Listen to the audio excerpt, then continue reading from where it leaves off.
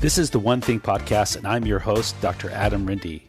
The One Thing Podcast brings together leaders in functional and naturopathic medicine to discuss actionable information that may unlock puzzles in the areas of gut health, brain health, metabolism, and longevity. Please note, these episodes do not replace the opinion of your doctor. They are not intended to diagnose or treat any condition. Please discuss this information with your provider and discuss your own unique personal health history before adapting this information. Please subscribe to our episodes so that you can stay on top of the most current information in these areas of medicine.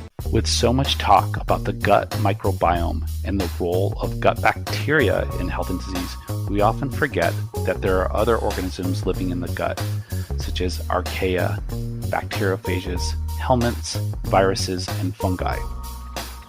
In today's episode, I welcome on a world expert in the microbiome, Dr. Mahmoud Ghannoum. He has spent a great deal of his career studying fungi and the role they play in health and disease. Dr. Ghannoum is a tenured professor at the director of the Center of Medical Mycology at Case Western Reserve University and University Hospitals Medical Centers. He is the founder of Biofilm, which is a consumer microbiome testing company in the United States, and the author of the book Total Gut Balance, which is an outstanding book about the gut microbiome. In this episode, we do a deep dive into the role of fungi in health and disease. We discuss Candida albicans and fungal dysbiosis. We talk about biofilm, testing for microbiome imbalances, and much more. Having someone grounded in science to discuss the topic of Candida albicans was so helpful. This world of Candida has been conflated for many years in various circles. So I hope you enjoy this episode as much as I did. Make sure during the episode, if you can, to like, subscribe, and share these episodes with others so that we can continue to provide world-class content to you. So without further ado, welcome to the next episode of the One Thing Podcast. Welcome to the live stream episode of the One Thing Podcast. I'm here with Dr. Ghannoum. I'm really delighted to have you on with us today. Welcome to the One Thing Podcast. Thank you very much. Thanks for having me. It's my pleasure.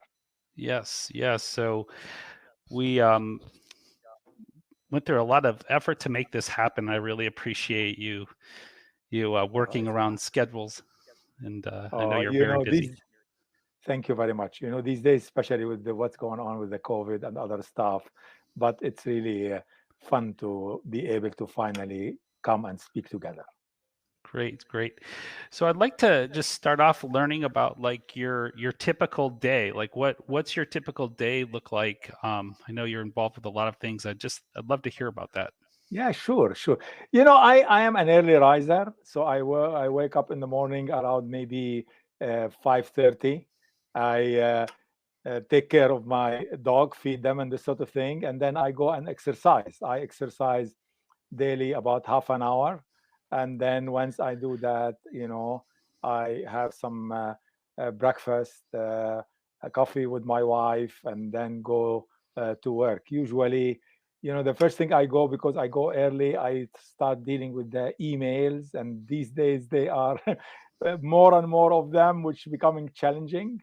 Yes. But I do that. And then, with this COVID we live in, we have a lot of Zooms during the day.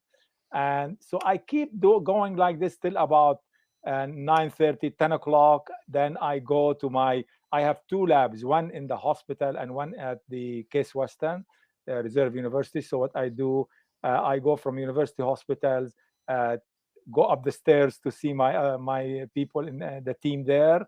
And we go over the studies and, have a couple of meetings to discuss the progress of the work and if they have any issues and this sort of thing. And then come back, I like to have light lunch, a lot of fruits and vegetables, and just keep going. by the time the afternoon, like maybe 4 or 5 o'clock, I am really tired. Okay. So I come home and I enjoy taking my dog, Prince, his name, for a walk, which really I love it because it gives you a break from running around all day. And I find it to be physically and mentally very relaxing. Then I have dinner with my wife, and by 8 o'clock, I am a dead person. I just, Okay. yeah, I sleep in the sofa, and and repeat it, rinse and repeat. Yeah, yeah. Great. So the lab work that you're doing right now, um, is I know you're also involved with the private sector a little bit with Sure. like lab testing. Can you talk a little bit about that as well? Yeah, the center I direct has two components. One, it's a medical mycology, Center for Medical Mycology, where I study fungus. I get funding from the National Institute of Health to study the pathogenesis of Candida and other fungi. Also, to study the microbiome, especially the mycobiome, which we can talk about, which is the fungal community. Also, what I do is I help really pharmaceutical and biotech companies to develop their drugs. So I have a number of models, the preclinical, in test tube, as well as animals, to evaluate new drugs or drugs candidate. You Hmm. know, and if things goes well, I also have a certified lab, which is we act as a central lab for clinical trials when they start giving the drug to patients and this sort of thing. So that's one section of my lab. The other section is called Integrated Microbiome Core, where I start looking at the microbiome, which is, as you know, a hot area. I started about 2008, 2009, and now we go into various aspects of the microbiome in health, whether it is gut health, cancer, or more recently, we are looking at autism and stress as well. So, Great. yeah, Very interesting. And I know we're going to get into talking about this beautiful book that you wrote, thank you. The Total Gut Balance. Thank you. I just really enjoy it. It's really well put together and combination of science and practical suggestions. So the best kind of books. Thank So, you. and so when we're talking about the microbiome, I think it's was helpful to understand that there are players in this ecology that are beneficial. There are some that are potentially problematic. Maybe breaking that down for us to understand the the the functions that the microbiome play that are Sure. um, Yeah, helpful to us and potential, harmful. yes, I think this is really a good way to put it because people should know that there are some good fungus as well as there is some bad fungus. And sometimes there are fungus that normally, such as Candida, let's take Candida because everybody talks about Candida. Candida is present in maybe 50 to 70% of us, even when we are healthy. So it is an opportunistic organism. In other words, when it is present at low level or low abundance, it will not cause any issue, health issue for us. In fact, it could help us. Like when you Mhm. have candida in our gut, it breaks down some food which bacteria can take and produce byproduct, which again candida can benefit. So it's really very good cooperative or mutualistic interaction. The problem starts when you kill the good bacteria, such as lactobacillus. Lactobacillus is Yeah. one of those probiotic strains which is beneficial. So when you kill it, what happens? Candida start to overgrow. And when it overgrows, it takes over. And it's very interesting, this interaction, because what happens when it overgrows, it can keep lactobacillus under control. So it's as if, okay, now I am more of me available. Let me keep that bacteria that wants to so the nice interaction for us to understand is that there are at good times, as long as it's low level, the fungus, which is pathogenic, is beneficial. We should not let it overgrow because it could cause trouble. Hmm. One last point I want to talk about, we forget about the good fungus, such as Yeah. Saccharomyces cerevisiae, for example. Yeah. This is, as you know, we use it in baking, in beer making. This is very good yeast also present in our gut, which, by the way, when it is there, it really is very helpful. Hmm.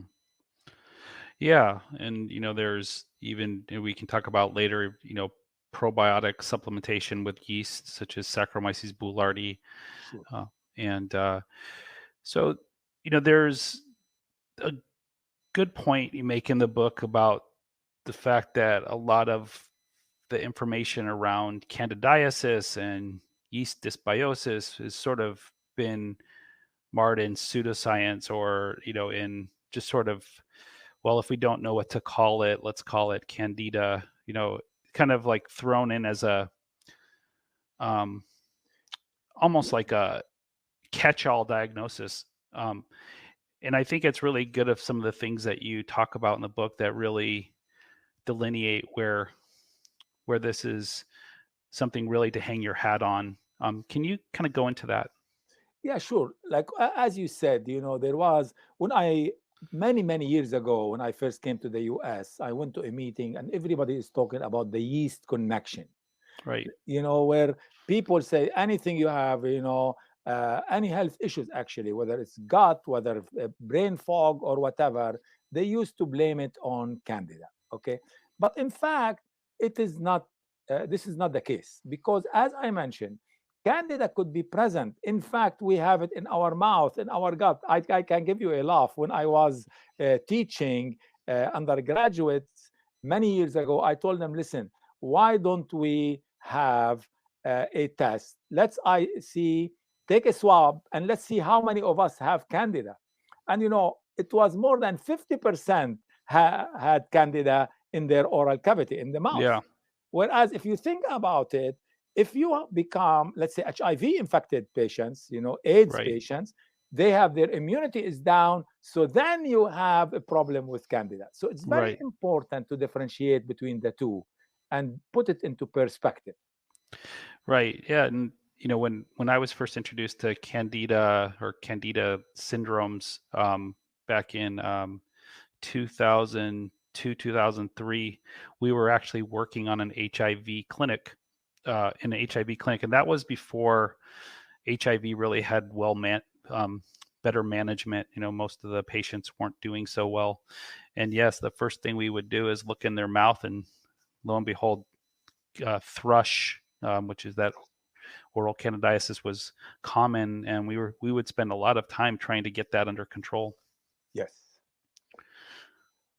So it's interesting though, because with chronic illnesses and chronic lifestyle and stress and various other um, environmental stressors that we face today, that uh, a number of patients who don't fit the category of like the severe immune suppressed will develop issues with yeast, correct?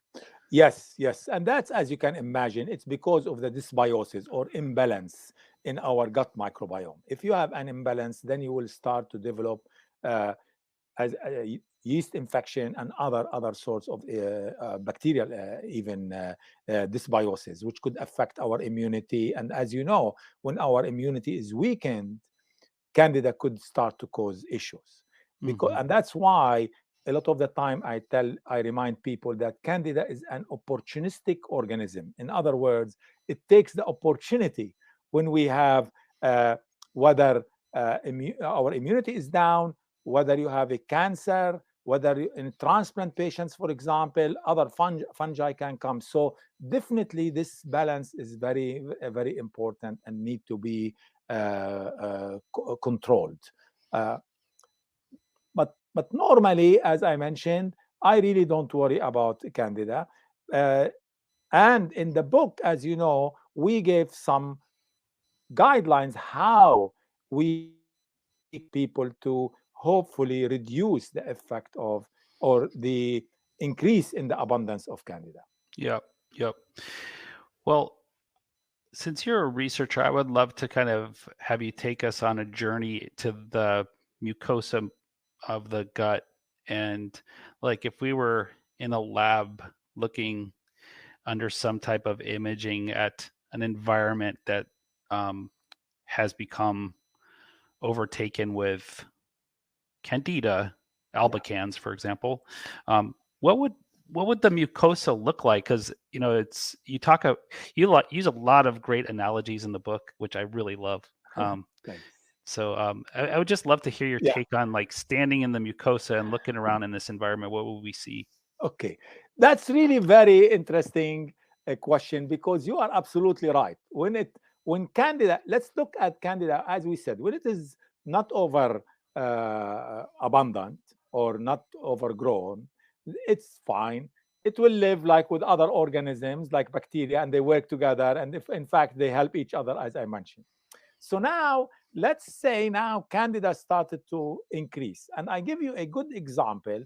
We looked at Crohn's disease patients. Okay. And as you know, Crohn's disease patients, they have a lot of inflammatory symptoms. And Hmm. what we found that there is an increase in Candida, especially Candida tropicalis. Other scientists or investigators showed that also Candida albicans increase.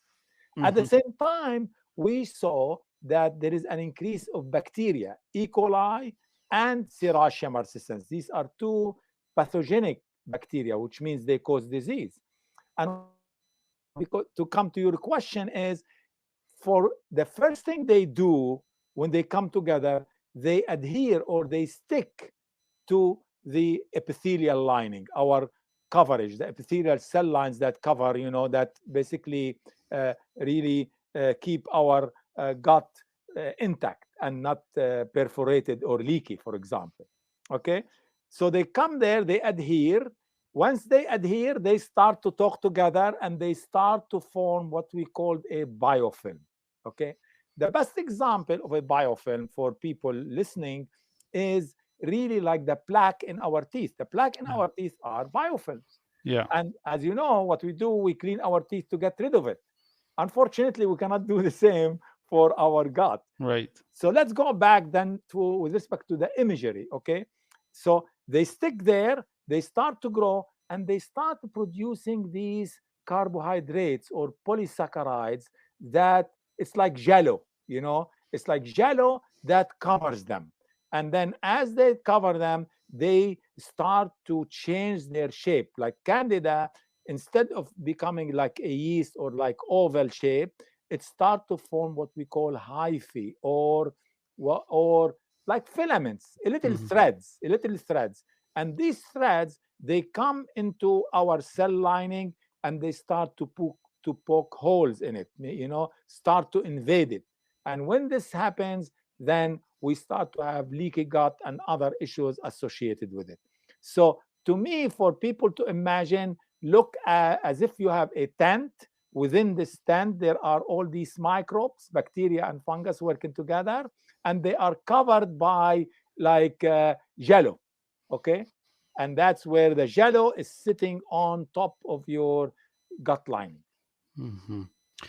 And they change form, right? Yes, they change form from being oval or rounded, let's say, a little bit round cells, what we call yeast. They change form, become elongated. It's become like thread we call hyphae or filaments. And these hyphae, it's fascinating when you look at them. I did studies before. At the tip of the hyphae or at the tip of the thread, if you will, are phospholipase or phospholipases, which means they break down the lipids in our cells and to go in. Also, they secrete other proteinases, which can break the lipids, sorry, the proteins. So you have something, an enzyme that can break down the lipids, and the other that can break down the proteins and allow them to invade. Wow. Yeah. So um, that's a highly intelligent system, and it just kind of makes me wonder, where what the advantage is for, is the yeast trying to get into our system? Is that a better place for it? Is that You see what happens normally when it is in our gut and we are healthy and it is not overgrown, it stays there, and it doesn't bother us, it helps us. But once you have a an overgrowth of it, of course it wants to invade, to go to our bloodstream. Okay, in fact, the first time a scientist, a German scientist in fact, did a study, what he did. These days they will not allow you to do that. He drank some candida. He grew candida cells, and he drank it, and guess what? It forms and it invaded his bloodstream, and he nearly died, but he didn't. But this was the first evidence that candida, when it overgrows, it can cross the gut barrier, and cause a systemic infection all over the body, especially the kidneys and this sort of thing, and the brain. Yeah, yeah. And so, we're learning so much about once that barrier is breached, how that affects other organs and other functions. Can you just chime in on what your kind of basic understanding of the downstream effect of that is? The downstream effect is the first thing happens when candida goes through and invade. These cells go towards our organs. For the number one is the kidney, especially in the case of candida. Other fungus sometimes go to the lung, but we are talking about candida. It goes to the kidney, and you can imagine when it goes into the kidney and start to proliferate or overgrow, then we will have kidney failure. Okay, and the other thing, if it is not treated, we left it untreated, it will start to go to the brain. And we did studies. We found that when you inject an animal to understand the disease, it goes from the kidney at the very beginning, but after 2-3 days, you find it in the brain as well. So it starts to spread systemically, or we call it disseminated candidiasis. It goes to the spleen, it goes all over, and really, if we don't treat it and we don't think about fungus when somebody has it, a lot of the time could lead to death. Okay. Interesting. And so the natural kind of questions that come out from this is like, besides the obvious seeing thrush in the mouth and those types of things, and maybe like chronic yeast infections like vaginosis, those types of conditions, how would someone feel on a daily basis that has like a yeast issue? Like, I mean, there's bacterial issues, there's viral issues. Is there like a flavor to the yeast scenario that kind of would tip someone to think that they have a yeast issue? And I think we need to look at listen to our body. Like if you start to have sometimes it could lead to some bleeding, in our fecal sample. Sometimes you have a pain as well, some pain, so if you think it is fungus, then what you need to do, first of all, people a lot of the time, they just treat bacteria, Right. They think bacteria only. Like, to us, it's very important to start thinking fungus. If you take antibiotic and it doesn't go, then guess what? You need to start to think of fungus to treat it. And if you give somebody an antibiotic and 4 days and they still have fever and whatever, don't just switch to a broader spectrum antibiotic or another antibiotic. Think fungus. Because if we don't think fungus, it could be detrimental. Right. Yeah, I remember reading some research not too long ago, maybe like 4 or 5 years ago, about the differences between small intestinal fungal overgrowth and small intestinal bacterial overgrowth. Yes. And there was a few features about the yeast symptoms that were slightly different, but there was a lot of overlap. I think nausea was mentioned as being more common in yeast. Is that what you have seen? Yes. The nausea definitely is one of them as well. If you have SIBO versus SIFO. Yeah. So your book does a really good job of helping people go through like a questionnaire and kind of understand maybe their own unique dysbiosis. Can you just briefly share like some highlights about I think you used 3 different subtypes? Yeah, what we did is you really need to look at, there is a checklist, which is risk factors. So you look at where you born, for example, C-section. Where do you have antibiotics too often? You look at all of these that could have issues with the GI tract. Now, to try to refine this, recently, my company called Biome Health, what we did, did a new test called guttesting.com. Okay. And what in that, we refined it more. We looked at thousands of people who sent us samples, and we looked at people with dysbiosis, and we tried to identify what factors could tell you have dysbiosis. And it's a checklist. It's more refined than that in the book. Okay. And if you check those, at least you check 3 different things in it, then you certainly have dysbiosis. Okay. Now, the other way you can do it is you can, of course, take a test, microbiome gut test, where you send a stool sample or fecal sample, and then we analyze it. And there are other companies that do that as well. You analyze it where you see your profile compared to healthy people. And based on this, you will be able to tell. And we look at both bacteria and fungus. Okay. So we look at, for example, the level of Candida albicans, tropicalis, and glabrata. At the same time, we look at, do we have Saccharomyces, for example, because it's good to have Saccharomyces. So you look at the beneficial organism and those that are pathogenic, and the balance between them will guide our nutritionists to say, look, okay, you should, these are the following recommendations, whether dietary, lifestyle, and supplements. Gotcha. So I've done a lot of the PCR tests over the years, and it seems like it's really hard to pick up yeast on those. Is there something about your technology that's, or the way that you're testing that's different to really zoom in on the yeast population? Sure.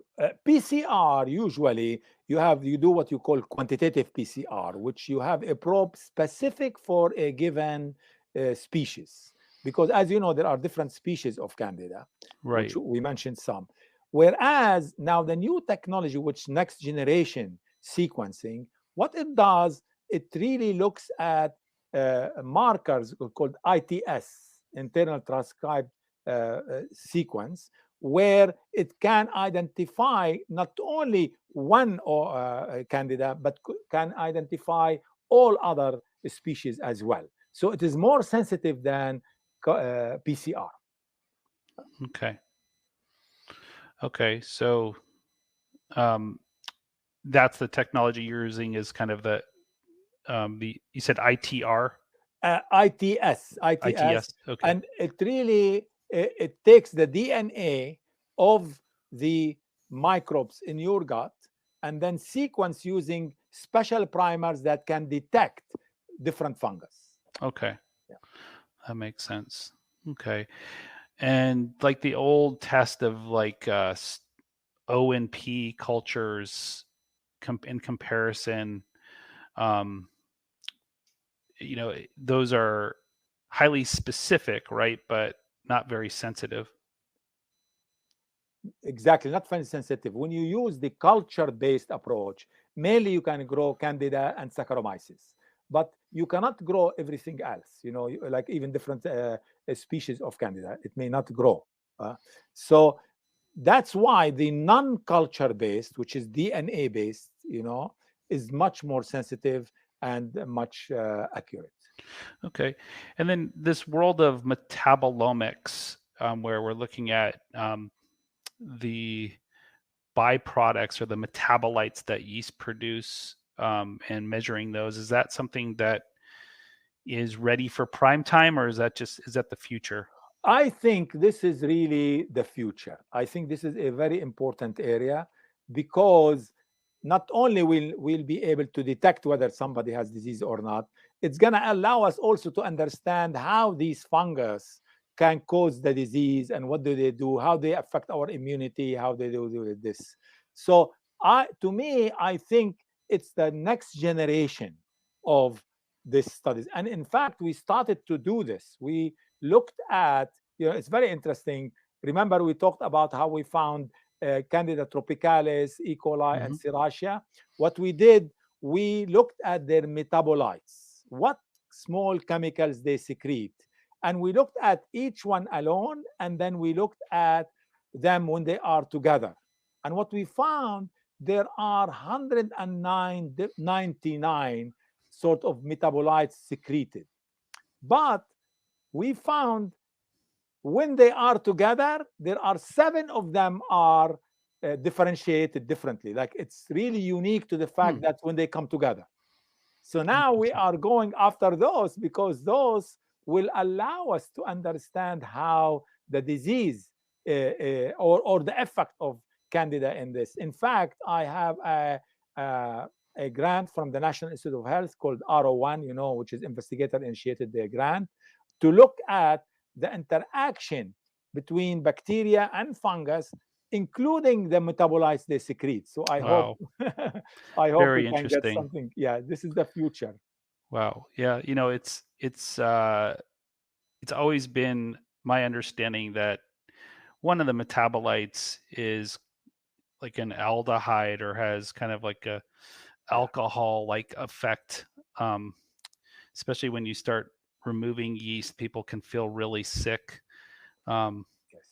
is that a thing, or are you seeing that in the lab, or is that just sort of a concept that is just out there? I think it is still concept out there. As I said, I'm really looking very hard into this area, and I'm collaborating with colleagues of mine who are in the gastroenterology. And we are trying to put the yeast and start to look at the metabolites as well as at the immune response, because how do they affect our immunity as well? Hmm. And we have a paper which should come out really very soon. It's sort of accepted, but the reviewers wanted some more things to be done. But it's very interesting. We found that, having this a candida can affect our immune markers, okay, cytokines like interleukin 6, for example, and this sort of thing. And now we are also looking, can we use probiotics to keep this under control? Yeah. And it's very interesting mentioning the metabolites. We have a probiotic which is in the market, Biome probiotic. We started looking at the strains. Do they produce metabolites? Okay, that are beneficial. We are still doing it. We detected some, but I like to wait till we have more solid data and this sort of thing. But definitely, this is bring us back to the same idea. What you said is metabolites now or in the future. I think it's gonna be very soon in the future. Oh, good, good. So I know one of your passions is nutrition and food, and the approach to healing the body through those modalities.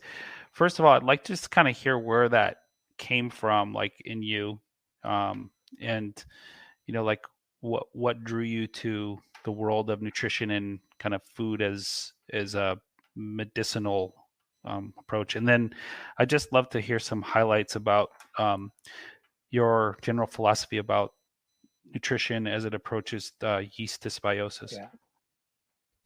I can tell you the first time I started looking at the nutrition or the nutrients to deal with candida was many years ago. In fact, I have a paper which was published in 1988.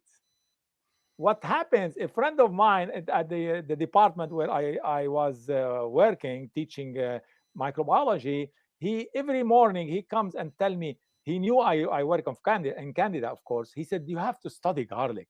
I said, just leave me alone. I don't want to study garlic. And, but the guy was such a good guy. Guess what?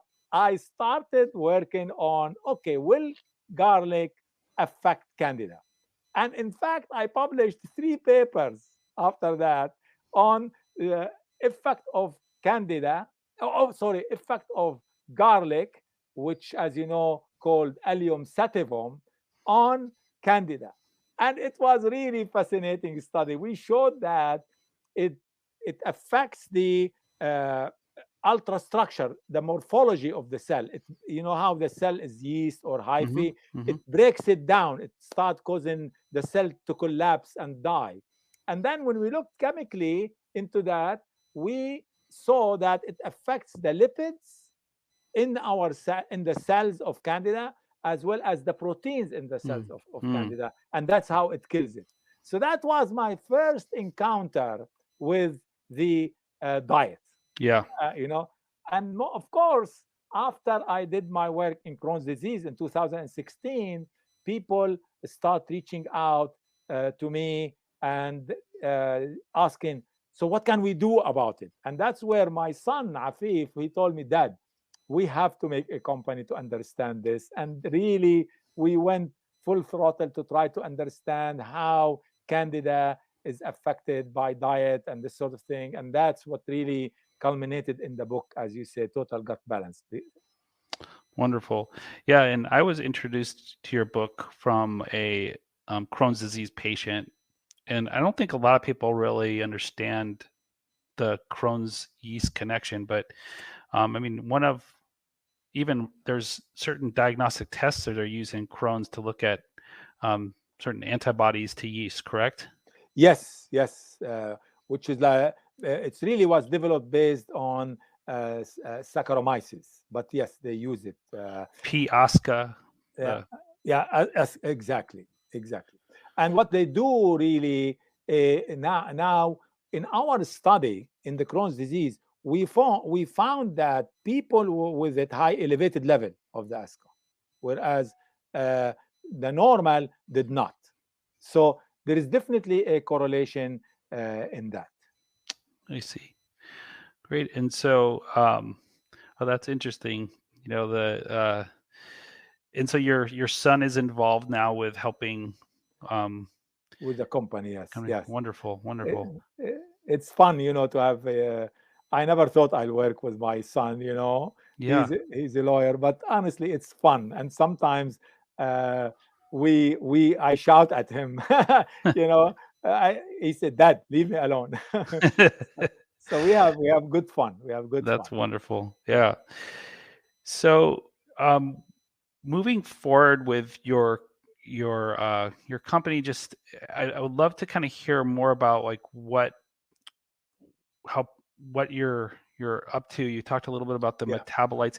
Is there any tests going to come out where we understand that biofilm is developed? Are we going to be able to one day, do a lab test and indicate that someone has a biofilm issue, or is it just sort of presume that there's biofilm? I worked on biofilm for many years before this, before the gut issue. You remember when somebody goes into hospital, okay, they put catheters, and Hmm. these catheters, organisms stick and form biofilm. Right.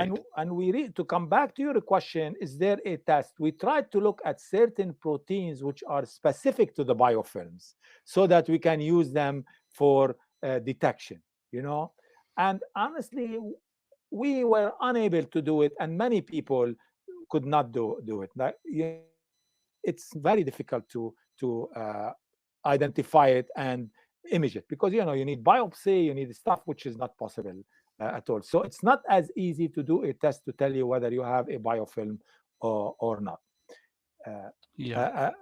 at the moment, at least. Yeah. I think that would be really helpful clinically, because now at this point, basically people who are non-responders to treatments that should work, we assume there's some biofilm at play that, Sure, sure. I think uh, one way is like what we talked about, is if you expect or you suspect that you have gut issues with Candida, I really think taking the gut test, microbiome gut test, will help you. At least it will tell you if you have Candida or not. You know, Yeah. uh, but it's not specific to tell you whether you have biofilm. You assume it is in a biofilm. You know why?